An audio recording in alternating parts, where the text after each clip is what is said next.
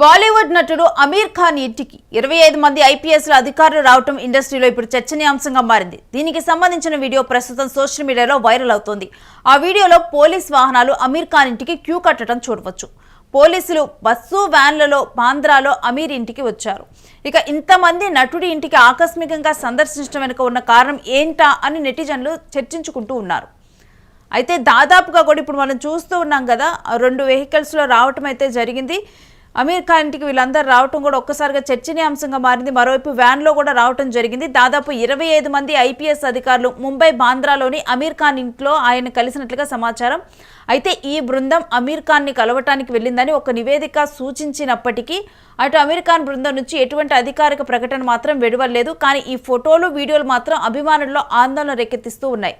అమీర్ ఖాన్ ఇంటికి సడన్ గా 25 మంది కలెక్టర్లతో పాటు పోలీస్ బృందం కూడా రావటం ఇప్పుడు ఇండస్ట్రీలో హాట్ టాపిక్ గా మారింది.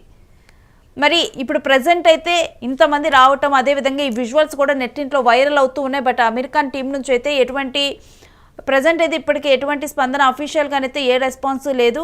మరి దీని మీద అమీర్ ఖాన్ టీం ఏమైనా రెస్పాండ్ అవుతుందో, లేకపోతే అమీర్ ఖాన్ ఏమైనా రెస్పాండ్ అవుతారేమో అనేది వేచి చూడాలి.